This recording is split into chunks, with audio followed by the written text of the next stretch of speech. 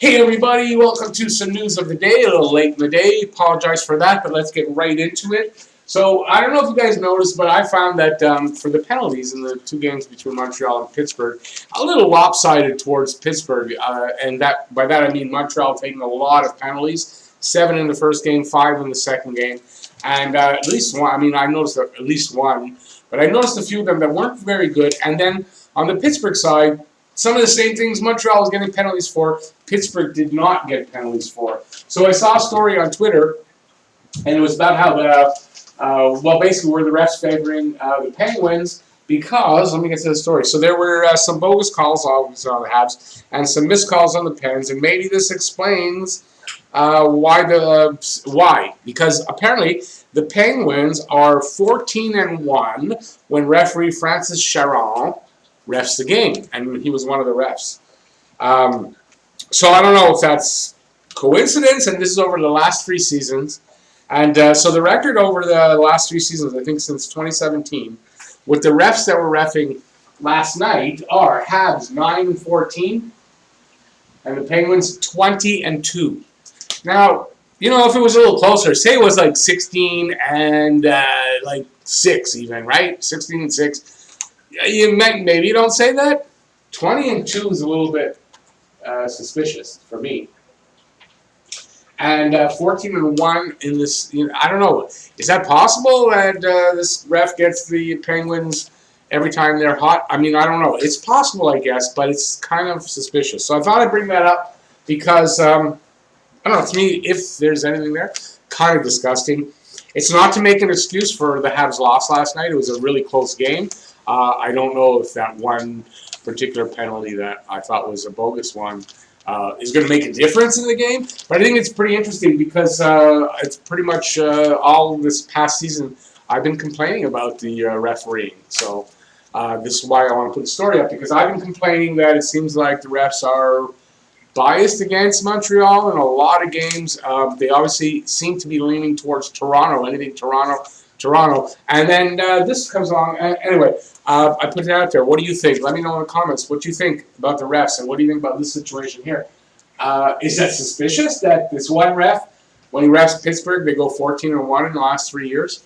I don't know. Let me know what you think in the comment section below. Story number 2. Okay, this is the one that's not Habs. There were 0 positive tests in the first week at Phase 4. They did 7,013 tests, and 0 were positive. I think this is it's great news. If this can keep up, obviously, we'll get right through the playoffs and everything will be good. It'll show that hopefully the people don't want to wear masks and stuff like that. It'll show that that's necessary, and you can actually have things happen and do things if you take the precautions. It also is, in case next season, so they're planning to start in December. If they can't start with fans in the stands and all that stuff, well, at least they know they can do this and they will be fine. I think that's a good lesson that they need to learn. Next story up, number 3. Drouin, it's a quote from Drouin. So the quote is, "I'm working hard, I'm trying my best, I've got to be sharper with the puck and make better plays. But I'm skating, I'm trying to finish my checks. It's playoff hockey, everyone on our team is, and I'm a part of that as well." So the reason I put the quote up is because everybody is down on Drouin. I was a bit. Drouin hasn't, like this last game, he wasn't actually that bad. He made a really nice pass into the crease for a chance, I want to say, for Armia, and not too many other players did that. And I thought he was okay. I think we have such high expectations for him in this playoffs. And he really needs to get going. But I think our expectations are so high for him that I don't know if he can really live up to them. So maybe we have to kind of temper our expectations, let the guy play, and see what he can do. I kind of don't think he's best served on that line, and we'll go into it. I don't know if it's the next story. It is the next story, and we're going to look at the lineup. So Claude Julien has a quote out there as well.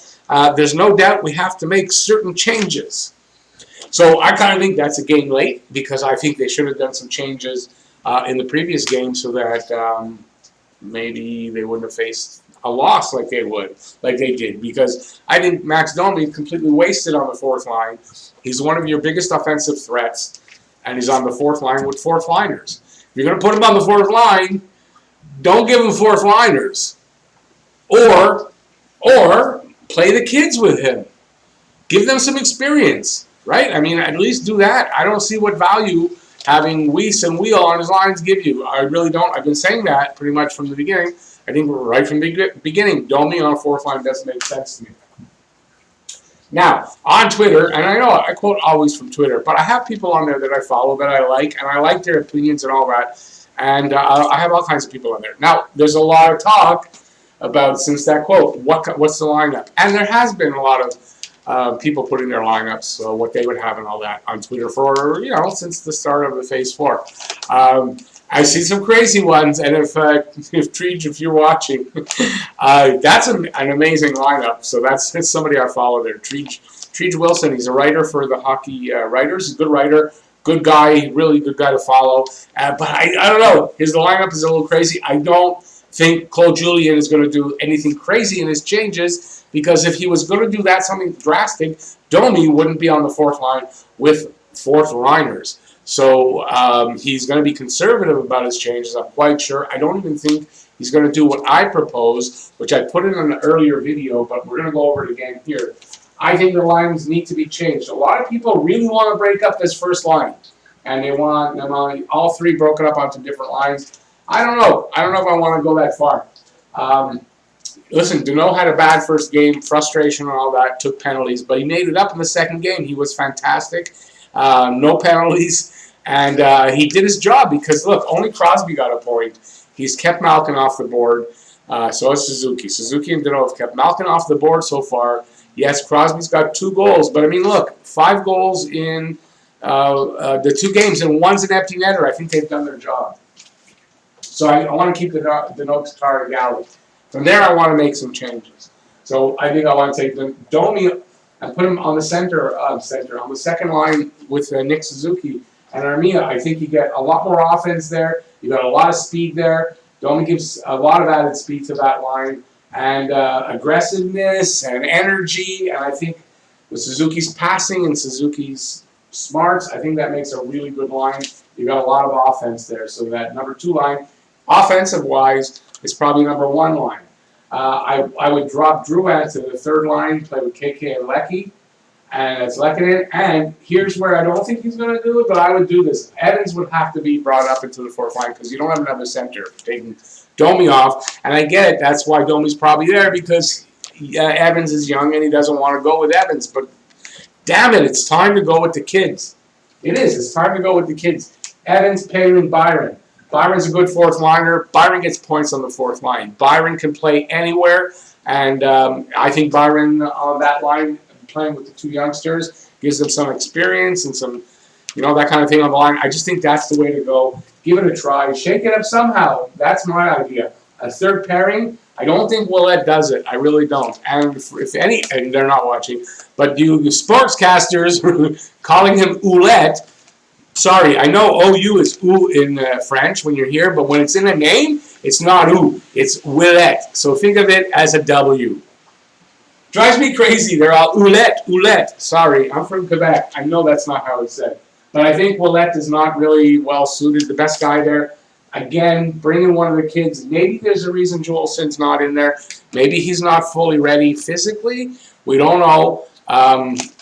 Could be rusty. I kind of think it's more that Julian, J names, just doesn't have the confidence to put him in there. But I would, Juleson or Fleury with Mete, shift Mete back to the left side where he should be. And those are the changes I would make on the lineups. But we're going to see tomorrow night what kind of lineup changes he's made. I don't expect much. I really don't. I don't think he'll do at least even this. But people are talking about totally just putting everybody in a shaker, shaking it up and throwing it on the wall, and I don't know if that works. Next up, Habs loaned Leskinen to the Finnish Liga team. So Otto Leskinen didn't make it. I guess he didn't make it. I guess he wasn't invited. I don't know what happened with him because they didn't drop him. He wasn't in Phase 3. So anyway, they've loaned him. Let me get the right it's the right place on my paper, to finish a Liga team called, it's a difficult name. I'm not going to try it on without looking at it. Kalpa Kuopio. That's in the, like I said, the Finnish Liga. So he's going to start the 2020-2021 season, and he'll be there until he's able to report to either the Habs camp, or which I think he'll be invited, and then eventually at the Laval Rocket camp when they open in December. So he'll get some meaningful ice time to help his development. At least he won't be sitting around doing nothing. So it's a good thing. And then if it starts up later than expected here, he'll be playing for a little while, and it'll be good for him. Not that Leskinen, it turns out, Leskinen isn't really a serious, what's the word I'm looking for? He's not going to be a big-time player here in Montreal, but depth and all that, very important. You got to have depth players. Laval needs players. Laval would like to win some championships. Leskinen has good potential, and I think it's good that he keeps his development going. Number 6, there was a report, and I reported this, that Dale Weise had signed a contract with a Swiss league team. I want to see HC Lausanne. I think that's what it is. I don't know if I wrote it in here. So Weise says he didn't. Weise says there is no deal with the Swiss team. There is no, this is a quote from him now, there is no deal. I'm here focused on the series. I'm aiming 100% for a return to the NHL next season. I want to be in the playoffs, and I want to sign a new deal with the Canadiens.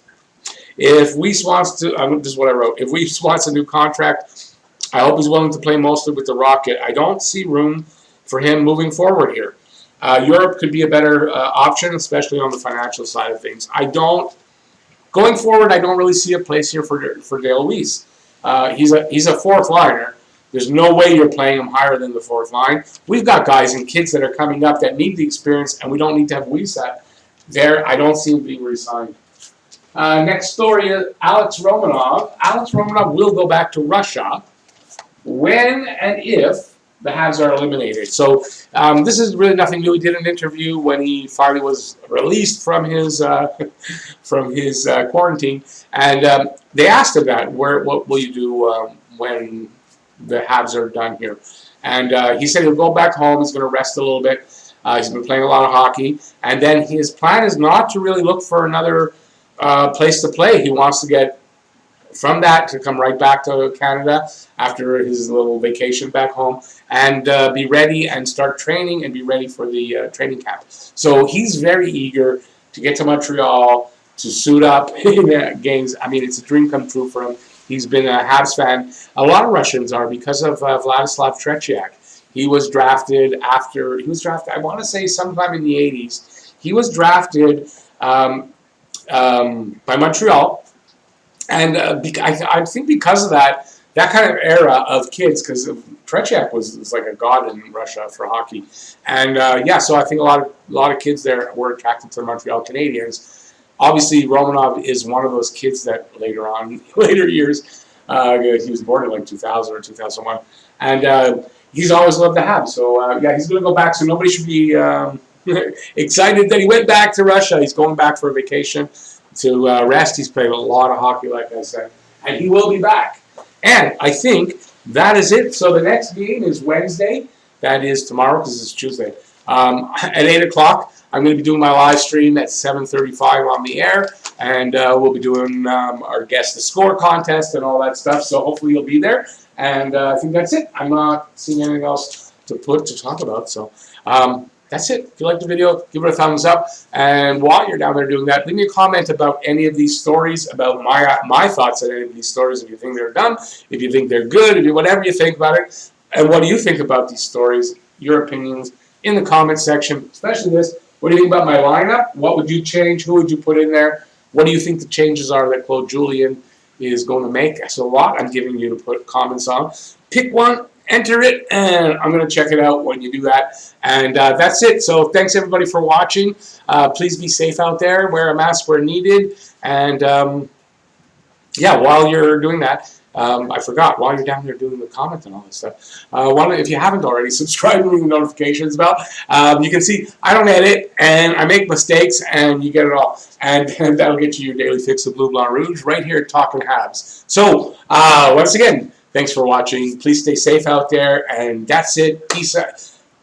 I almost said peace all. Peace out, y'all. I'll see you next video. And I'll see you on the live stream, hopefully. Bye, y'all.